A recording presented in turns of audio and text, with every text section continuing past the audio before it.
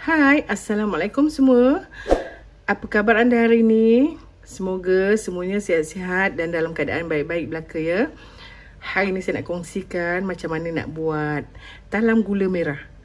Saya sangat suka makan talam gula merah ni sebab dia tak pakai telur Jadi memang kenalah dengan cita rasa saya. Jadi kita tengok macam mana cara-cara membuat talam gula merah yang senang membuatnya, mudah, tetapi memang sangat sedap Okey, kita tengok cara-cara dan bahan-bahan yang saya gunakan hari ini. Saya gunakan 2 cawan setengah tepung gandum, setengah TSP garam. Saya gunakan 2 sudu besar tepung ubi, 1 cawan gula merah dan setengah cawan gula pasir. So kalau suka manis boleh tambah tapi saya just suka macam sukatan macam ni. Tak berapa manis, sedang-sedang elok je.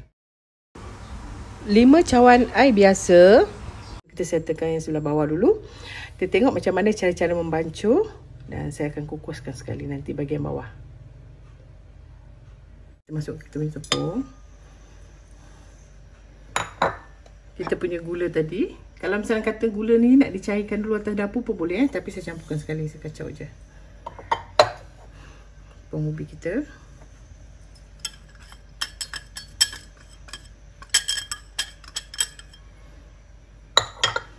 Sementara ni kita dah boleh panaskan kukus kita Jadi bila kita masukkan kita punya talam nanti, kita punya kukus dah mendidih, dah cukup. Dah cukup sesuai untuk kita masukkan kita punya talam yang kita nak kukus. Kita biarkan kita punya kukus mendidih dulu. Okey, ni tadi 5 cawan air, saya masukkan sedikit demi sedikit. Kita kacaukan sampai kita punya gula merah tu larut Gula merah ni tak ada biji-biji sangat, jadi dia mudah larut.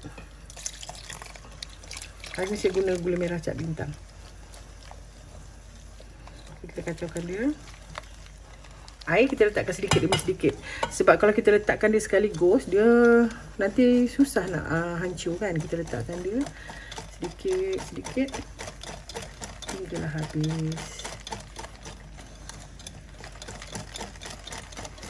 Itu dia dah macam dah hancur dan dah sepati. Baru kita letakkan lebihan air tadi sampai habis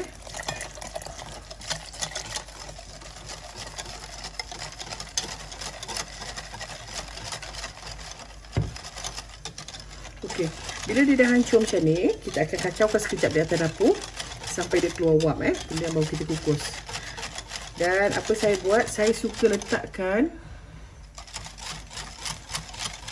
air kapur air dia. Tak nak letak pun boleh. Dia akan jadi, tak masalah. Kemudian kita kacau-kacaukan dia sampai kita punya gula merah kita tadi hancur. Kemudian kita tapiskan ke dalam kita punya periuk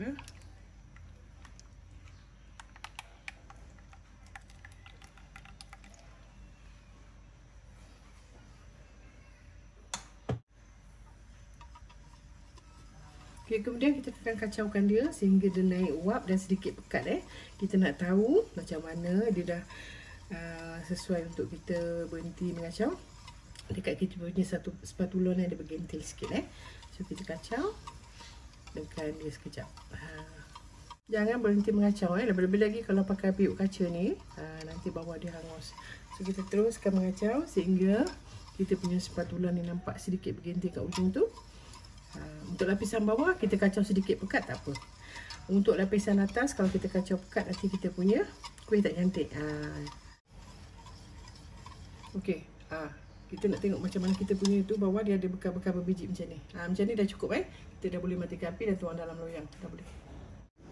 Okey, saya dah tuangkan kita punya adunan tadi ke dalam loyang 10x10 yang saya dah alas plastik So tengok adunan dia ada sedikit berbiji-biji macam tu, dah cukup dah cukup untuk kita kacaukan, dah sedia untuk dikukus. So kita tengok nanti macam mana.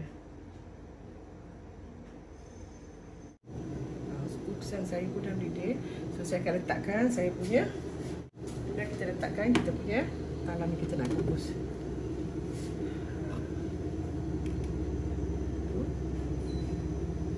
Jadi kita kukuhkan selama lebih kurang 25 minit hingga setengah jam ya. Dia dah cukup masak, baru kita letakkan lapisan atas talam kita ni. So kita tunggu dia masak bahagian bawah. Sementara itu kita nak buat kita punya lapisan atas. Sementara tu saya nak adun untuk bahagian atas kita punya bahagian kepala dia. Okey, kepala dia ni kita pakai 1 cawan tepung beras. Saya guna hari ni tepung beras cap teratai. Lepas tu kita pakaikan suku cawan tepung gandum. Saya pakaikan cawan metrik ni ya. So kalau orang yang minat masak dan memang orang yang minat buat kuih, memang kena ada cawan metrik ni, senang ya. Harga tak mahal kalau kat kedai-kedai bakery tu. Kalau setakat cawan plastik ni saya rasa dalam RM5-6 dapat kot. Lepas tu kita letakkan 1 TSP garam. Kalau untuk kepala ni memang pentingkan garam ni untuk rasa masin. Bawah dah manis, so atas ada rasa masin, sangat sedap. Kemudian saya bancuhkan dia, sangat mudah. Kita masukkan dia sedikit demi sedikit kita punya tepung sehingga habis. Kemudian kita akan masakkan. Kita akan wapkan dia sampai keluar wap je. Untuk bahagian atas kena keluar wap je. Kita akan masak ke atas api sehingga dia naik wap. Lepas tu kita tuangkan atas lapisan bawah kita. Ini kita masukkan habis. Kita kacau dia. Sangat mudah buat dia. Kalau dah tahu teknik, memang sangat mudah buat talam ni Kini untuk bahagian atas kita kacaukan dia. Kacau dia kalau boleh jangan laju-laju sebab nanti dia banyak buih. Bila banyak buih nanti kita punya tu pun berbuih lah.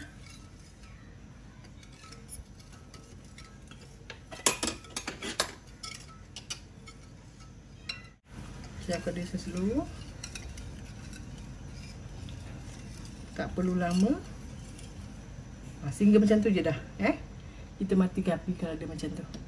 Dan kita akan godakkan dia lagi. Walaupun kita dah matikan api, tapi kita kena kacaukan dia. Jangan sampai dia bergumpal-gumpal pula. Kita memang perlukan dia sedikit macam tadi tak kental, tapi kita kena kacau rata. Kalau tak nanti dia bergumpal. Dan di atas jangan kacau laju, nanti dia banyak bubble.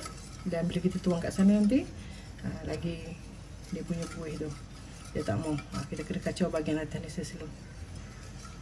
Okay, kita tunggu nanti bahagian bawah masak, kita tuang ke atas bahagian bawah. Okey, bahagian bawah kita pun dah masak. So saya akan letak bahagian atas ya.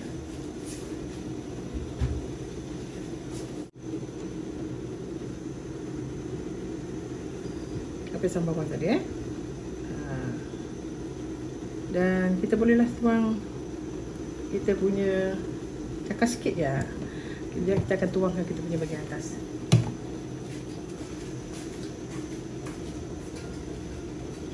Alaskan dia semasa nak menuang tu.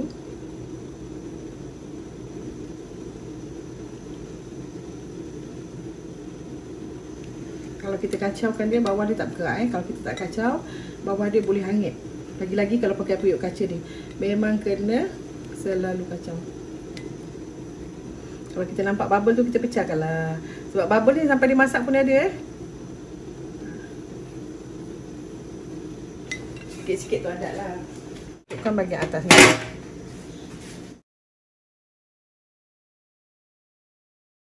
Okey, talam kita pun dah masak. So saya potongkan dia untuk loyang 10x10 dapat 64 pieces ya.